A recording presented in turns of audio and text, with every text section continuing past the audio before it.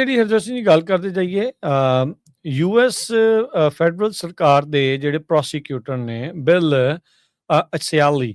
ਉਹਨਾਂ ਨੇ ਜਿਹੜੇ ਗਵਰਨਰ ਨਿਊਸਮ ਆ ਉਹਨਾਂ ਨੂੰ ਕਿੰਗ ਆਫ ਫਰਾਡ ਦੇ ਨਾਲ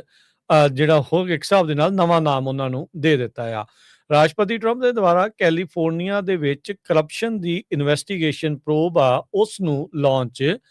ਕਰ ਦਿੱਤਾ ਆ। ਇਹ ਜਿਹੜੇ ਪ੍ਰੋਸੀਕਿਊਟਰ ਆ ਉਹਨਾਂ ਨੇ ਕਿਹਾ ਵੀ ਆਲਰੇਡੀ ਉਹਨਾਂ ਨੂੰ ਮਿਲੀਅਨਸ ਆਫ ਡਾਲਰ ਦਾ ਜਿਹੜਾ ਫਰਾਡ ਆ ਉਸ ਦੇ ਬਾਰੇ ਪਤਾ ਲੱਗ ਚੁੱਕਾ ਆ ਤੇ ਉਸ ਨੂੰ ਅਸੀਂ ਅਨਕਵਰ ਕਰ ਚੁੱਕੇ ਆ ਤੇ ਚਾਰजेस ਆਉਣ ਵਾਲੇ ਸਮੇਂ ਦੇ ਵਿੱਚ ਆ ਰਹੇ ਨੇ।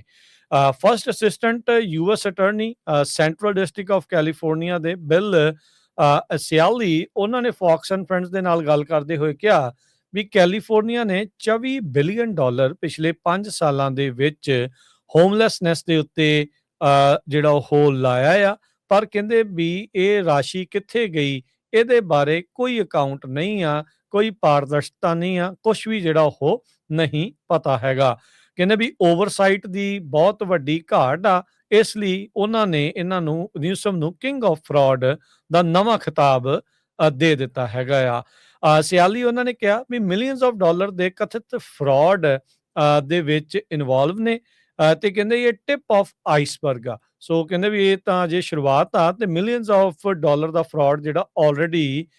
ਸਾਨੂੰ ਪਤਾ ਲੱਗ ਚੁੱਕਾ ਆ। ਉਹਨਾਂ ਨੇ ਦੋਸ਼ ਲਾਇਆ ਨਿਊਸਮ ਦੇ ਉੱਤੇ ਤੇ ਕੈਲੀਫੋਰਨੀਆ ਦੀ ਡੈਮੋਕ੍ਰੇਟ ਪਾਰਟੀ ਦੀ ਲੀਡਰਸ਼ਿਪ ਦੇ ਉੱਤੇ ਵੀ ਉਹਨਾਂ ਨੇ ਅੱਖਾਂ ਮੀਟੀ ਰੱਖੀਆਂ, ਜੋ ਸਟੇਟ ਰਨ ਪ੍ਰੋਗਰਾਮਸ ਦੇ ਜ਼ਰੀਏ ਇਹ ਫਰਾਡ ਲਗਾਤਾਰ ਚੱਲਦਾ ਰਿਹਾ ਆ ਤੇ ਕੋਈ ਓਵਰਸਾਈਟ ਜਾਂ ਕੋਈ ਅਕਾਊਂਟੇਬਿਲਟੀ ਨਹੀਂ ਹੈਗੀ। ਕੈਲੀਫੋਰਨੀਆ ਦੀ ਹੁਣ ਸਕਰੂਟਨੀ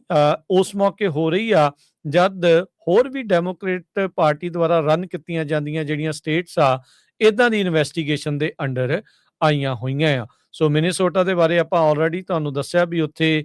ਸੋਮਾਲੀ ਫਰਾਡ ਦਾ ਜਿਹੜਾ ਕਾਫੀ ਜ਼ਿਆਦਾ ਵਿਵਾਦ ਚਰਚਾ ਆ ਉਹ ਚਾਈਲਡ ਕੇਅਰ ਤੇ ਹੋਰ ਸੋਸ਼ਲ ਸਰਵਿਸਿਜ਼ ਨੂੰ ਲੈ ਕੇ ਚੱਲ ਰਹੀ ਹੈਗੀ ਆ। ਸੋ ਉਸੇ ਦਰਮਿਆਨ ਫਰਾਡ ਇਨਵੈਸਟੀਗੇਸ਼ਨ ਆਫ ਕੈਲੀਫੋਰਨੀਆ ਜਿਹਦੀ ਸ਼ੁਰੂਆਤ ਰਾਸ਼ਟਰਪਤੀ ਟਰੰਪ ਨੇ ਟਰੂਥ ਸੋਸ਼ਲ ਦੇ ਉੱਤੇ ਪਾ ਕੇ ਕੀਤੀ ਆ ਤੇ ਅੱਜ ਬਿਲ ਅਲਿਆਸੀ ਉਹਨਾਂ ਨੇ ਇਸ ਨੂੰ ਕਨਫਰਮ ਕੀਤਾ ਵੀ ਇਸ ਦੇ ਵਿੱਚ ਆਉਂਦੇ ਸਮੇਂ 'ਚ ਚਾਰजेस ਵੀ ਆਉਣਗੇ, ਪਰ ਇਹ ਨਹੀਂ ਦੱਸਿਆ ਵੀ ਕਿਹਨਾਂ ਦੇ ਖਿਲਾਫ ਅਜੇ ਆ ਸਕਦੇ ਨੇ।